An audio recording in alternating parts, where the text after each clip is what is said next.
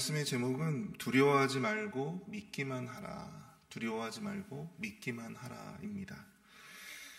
미국 일리노이 주립대학의 데니얼 사이먼스 박사 연구팀이 한 가지 실험을 하게 되었습니다. 실험 참가자들을 모집하고 그들에게 동영상 하나를 보여줬어요. 동영상에는 흰옷 입은 여성들이 서로 이렇게 공을 주고받는 것이었습니다. 박사는 실험 참가자들에게 그 흰옷 입은 여성들이 과연 몇 번 정도 공을 주고받는지 그것을 실험 참가자들에게 한번 세어보라고 그렇게 요구하였습니다. 그런데 그때 동영상 중간쯤에 검은색 고릴라 복장을 한 사람이 갑자기 그 화면 중간에 나타나서 춤을 추고 그렇게 그 화면에서 지나가는 거였습니다. 그러나 동영상 속의 여성들은 이 아랑곳하지 않고 계속해서 공을 주고받고 있었습니다. 동영상이 끝나고 실험 참가자들은 대부분 서로 몇 번 정도 그 흰옷 입은 여성들이 공을 주고받았는지를 정확하게 맞추었다고 합니다. 그리고 두 번째로 박사는 실험 참가자들에게 혹시 동영상에서 고릴라를 보았느냐 그렇게 물었습니다. 그러자 놀랍게도 고릴라를 보았다고 대답한 사람들은 채 50%가 되지 않았다라고 하는 것이었죠. 이를 토대로 박사는 한 가지 이론을 발표하게 됩니다. 사람은 자신이 보고 싶은 것만 선택적으로 지각하는 경향이 있고 또 거기에 몰두한 나머지 그 밖의 상황이나 변화에 둔감해지기 쉽다라는 그런 결론을 내리게 된 것입니다. 우리가 무언가에 지나치게 집중하거나 혹은 몰두하게 되면 주변 사람들이나 혹은 주변의 상황에 소홀해지거나 둔감해지기가 쉽죠. 살면서 사랑하는 사람이 생기면 기존의 친구 관계나 가족 관계가 소홀해지는 것과 마찬가지입니다. 또 어떤 큰 어려움이 닥치게 되면 그 어려움 또한 그 문제 이외의 다른 것들에는 신경을 쓰지 못하게 될 때가 있다는 것입니다. 오늘 본문에 나오는 회당장 야이로도 무언가에 아주 깊이 몰입해 있고 몰두해 있었던 사람이었습니다. 그것은 바로 그의 12살 난 외동딸 바로 그녀가 죽어가고 있었다라고 하는 사실입니다. 그는 비록 회당장의 신분이었지만 이 아랑곳하지 않고 자기 딸을 위해서 예수님의 발 앞에 무릎을 꿇었습니다. 오늘 본문은 예수님이 이 회당장 야이로를 만나고 또 그의 집에 가서 그녀의 딸을 살려내시는 그 과정을 이야기하고 있는데요. 오늘 이 본문을 통해서 우리에게 주시는 영적인 교훈을 우리가 이 시간 함께 나누어 보고 또 은혜를 나누어 보고자 합니다. 첫 번째로 우리가 오늘 본문을 통해서 살펴볼 수 있는 영적인 교훈은요, 바로 우리의 문제에 지나치게 몰두하면 하나님이 우리에게 허락하시는 일상의 응답을 놓칠 수 있다고 하는 사실입니다.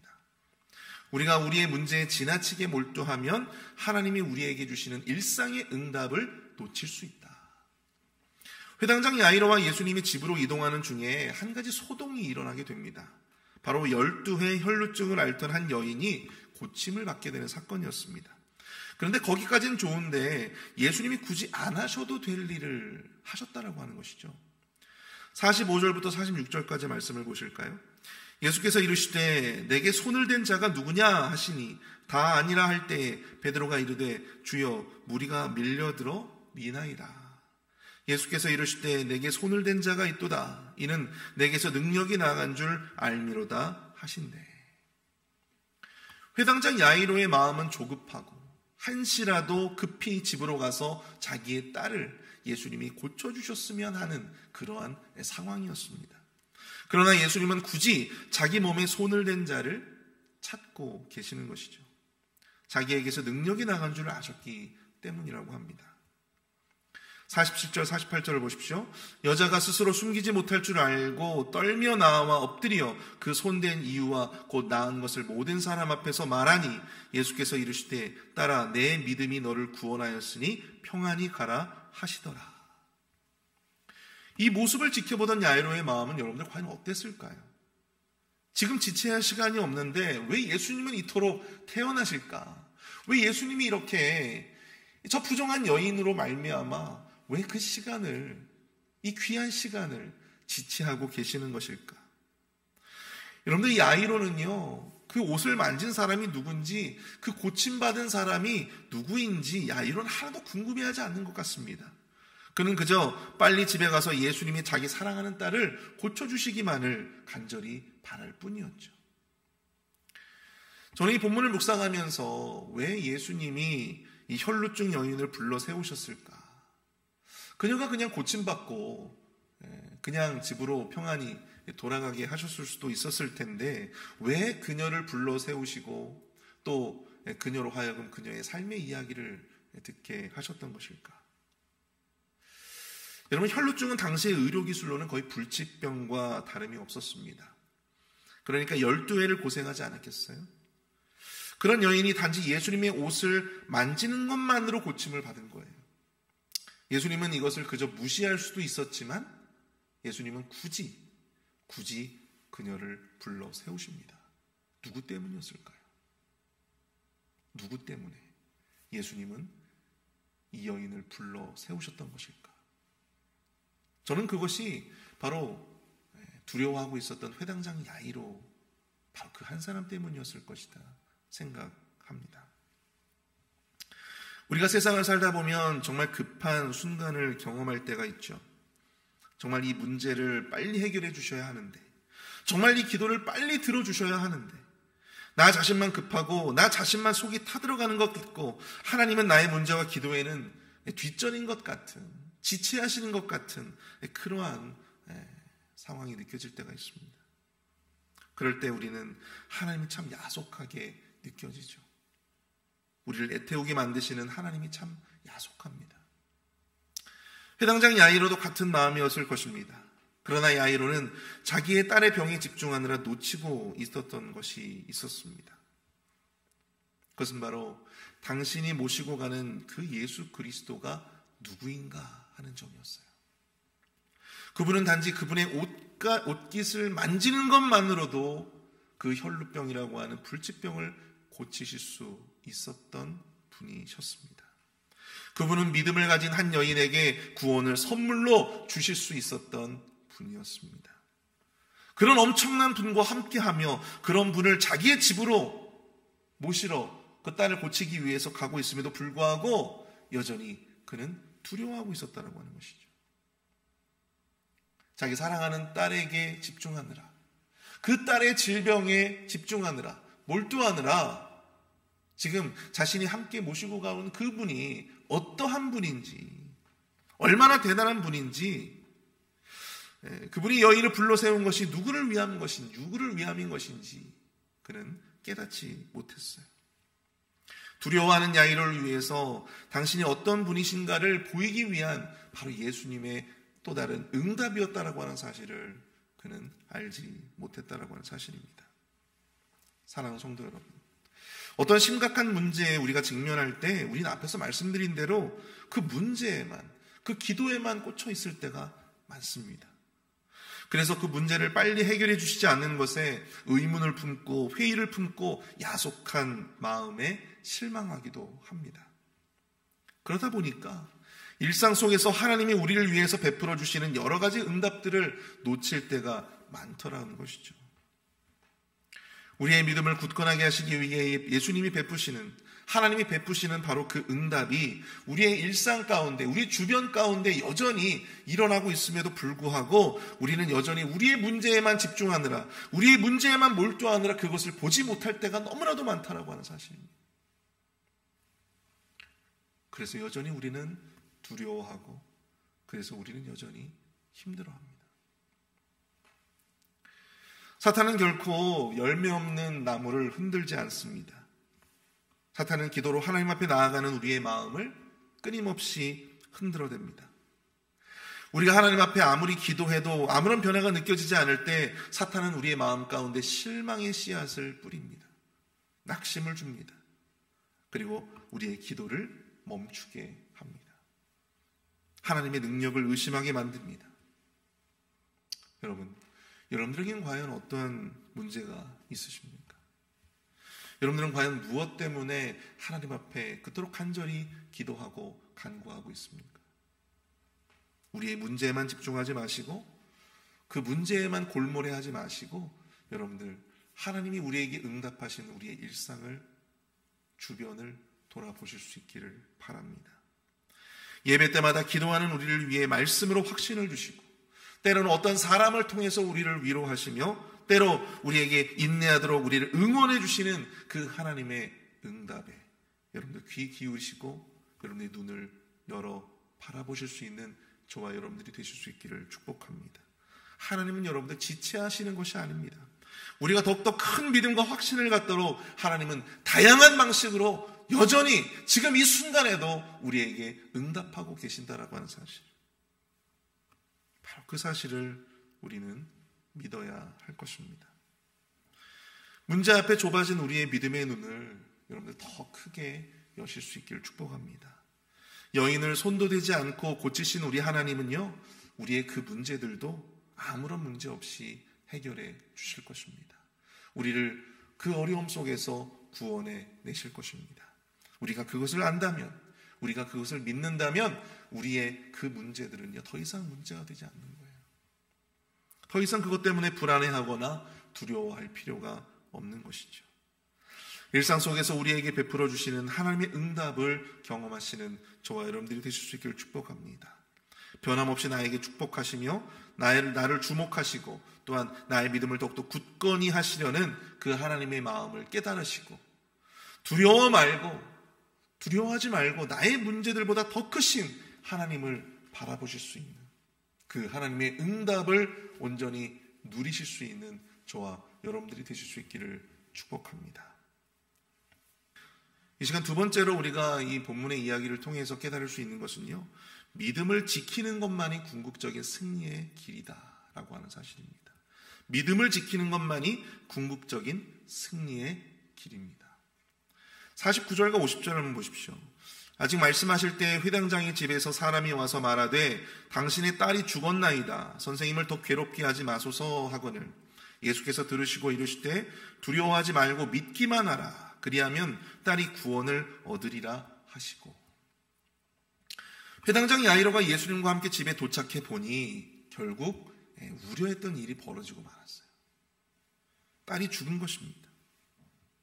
여러분, 이 회당장 야이로가 얼마나 그 마음에 안타까움과 또 실망감과 또 하늘이 무너진 것 같은 그런 고통이 있었을까. 그래서 예수님이 이렇게 말씀하세요. 두려워하지 말고 믿기만 해라. 두려워하지 말고 믿기만 해라. 그리하면 네 딸이 구원을 얻으리라. 앞에서 12의 혈루증 앓던 여인이 그 병을 고침받게 된 것도 무엇 때문이었습니까? 바로 그녀의 믿음 때문이었어요. 그리고 죽은 딸을 보면서 두려워하고 있던 야이로에게 예수님이 끝까지 권면했던 것도 무엇입니까? 바로 이 믿음이었어요. 52절과 53절을 보십시오. 모든 사람이 아이를 위하여 울며 통곡하매 예수께서 이르시되 울지 말라. 죽은 것이 아니라 잔다 하시니 그들이 그 죽은 것을 아는 고로 비웃더라. 죽은 소녀를 두고 사람들은 울고 통곡했습니다. 예수님이 오셨지만, 그들은 예수님과 함께하고 있었지만 그 울음과 통곡의 소리는 멈추지 않았다라고 하는 것이죠. 예수님은 말씀하십니다. 울지 말라. 죽은 것이 아니라 잔다. 이에 믿음 없는 사람들은 그 말에 어떻게 했대요?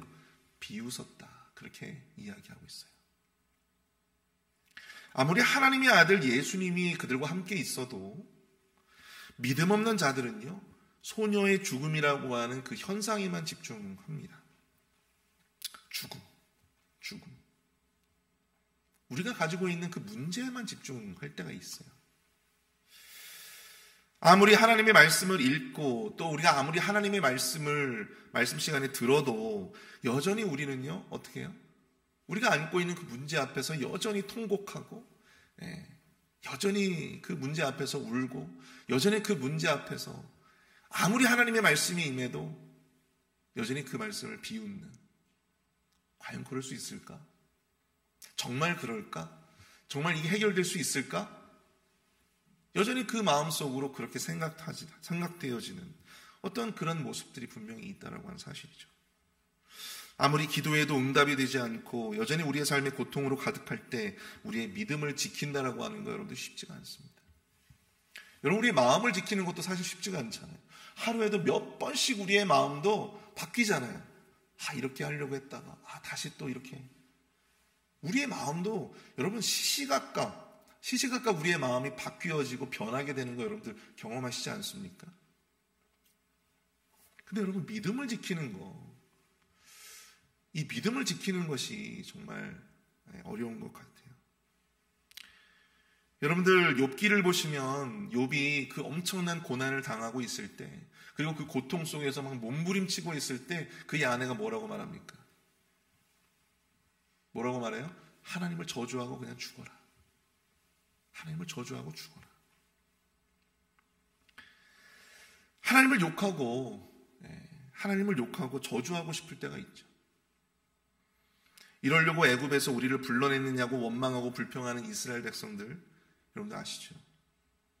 모든 것을 다 하나님의 책임으로 돌리고 싶고, 또 하나님이 정말 살아계시니 하는 건가, 그렇게 비웃고 체념하고 싶은 약간 그런 생각들이 들기도 합니다.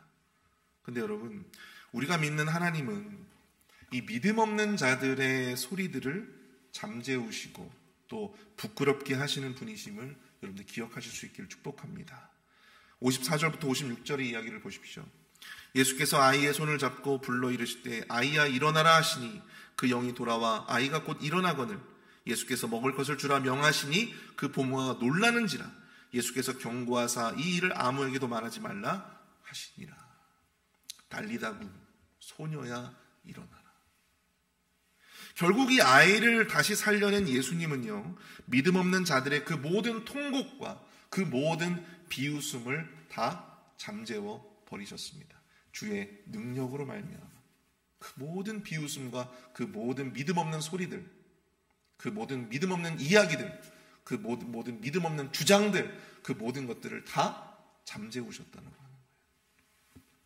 아이는 살았고 부모는 예수님의 그 능력에 놀랐다. 그렇게 본문은 기록을 하고 있습니다. 그렇습니다. 믿음 없는 자들은 예수님과 함께 하고도 그분의 능력을 믿지 못합니다. 그분의 말에 비웃습니다. 그분의 말에 체념하고 여전히 두려워합니다. 여러분, 이게 과연 그들만의 모습이겠습니까? 오늘 우리의 모습은 과연 아닐까요? 정말 그럴까? 정말 내가 기도한다고 하나님께서 이 기도를 들어주실까? 정말 이 문제가 해결될 수 있을까? 이게 우리의 모습은 아닙니까? 창세기 17장에서 하나님은 아브라함의 아내 사레의 이름을 사라라고 하고 또 그녀를 통해서 아들을 낳게 해주겠다. 그렇게 100세가 된 아브라함에게 약속해 주셨습니다. 그러자 아브라함이 뭐라고 합니까? 엎드려 웃었다. 아브라함이 엎드려 웃으며 마음속으로 이르되 100세 된 사람이 어찌 자식을 낳을까? 사라는 90세니 어찌 출산하리요? 여러분, 그 믿음의 조상이라 일컬어지던 이 아브라함도 어떻게 100세에 그리고 여인이 90세에 출산을 할 수 있겠느냐? 이 마음속으로 하나님을 비웃었다고 이야기를 하고 있어요. 하나님의 말씀에 하나님의 그 약속에 비웃었대요. 믿음 없는 자만 하나님을 비웃는 것이 아닙니다, 여러분들. 사탄만 하나님을 비웃는 것이 아닙니다. 믿음이 있다고 하는 자들도 하나님을 비웃을 때가 참 많아요. 교회에 다니며 신앙생활을 하는 자들도 때로는 하나님을 비웃습니다. 아마도 이들이 원래부터 그랬을 거라 저는 생각하진 않아요. 많은 실망들이 그들의 신앙의 여정 속에서 있었겠죠. 많은 기대가 실망으로 바뀌어졌었겠죠. 그래서 믿음을 지키기가 참 어려웠을 것입니다. 그러나 여러분, 우리가 우리의 문제, 그 문제가 가지는 현상에만 여러분들 집중하지 마시고 능히 그보다 더 큰 일을 이루신 하나님을 바라보시는 저와 여러분들이 되실 수 있기를 축복합니다. 그러므로 우리의 믿음을 여러분들 지키실 수 있는 저와 여러분들이 되실 수 있기를 바랍니다. 성경을 보세요. 성경의 모든 장들을 보십시오. 결국 우리의 살 길은요, 우리의 믿음을 잃지 않고 지키는 길뿐이다 라고 하는 사실입니다. 결국 그밖에 없어요. 그럼 그 믿음이 과연 무엇에 대한 믿음입니까? 그 믿음이 과연 무엇에 대한 믿음이에요? 바로 오직 여호와 하나님만이 나의 구원자가 되신다 라고 하는 믿음입니다. 내가 지금 가지고 있는 그 삶의 문제들, 그 문제를 해결할 수 있는 분은 오직 여호와 하나님 한 분밖에 없다라고 하는 사실. 오직 그분만이 해결해 주실 수 있고 오직 그분만이 우리의 그 문제들 속에서 구원하실 것이다라고 하는 바로 그 믿음. 현상만을 보지 마시고 우리를 구원하시는 여호와 하나님을 바라보시는 저와 여러분들이 되실 수 있기를 축복합니다. 하나님이 고치시고 하나님이 구원하십니다. 그 어떤 고난과 역경이 오더라도 이 믿음을 여러분들 끝까지 지키시고 잃지 않으시는 그 믿음을 끝까지 붙들고 나아가시는 저와 여러분들이 되실 수 있기를 축복합니다. 우리 시간 함께 말씀을 생각하면서 함께 좀 기도했으면 좋겠습니다. 우리의 믿음을 우리를 힘들게 만드는 삶의 문제 속에서 그 문제에 너무 지나치게 함몰되어서 일상 속에서 우리에게 응답하시는 주님의 응답을 보지 못하는 일이 없게 하여 주시고 고난 속에서도 우리의 일상이 흔들리더라도 우리의 믿음만은 주님이 곧 구원이시라는 우리의 믿음만은 결코 흔들리지 않게 지켜주시옵소서. 함께 우리 기도로 나아가도록 하겠습니다.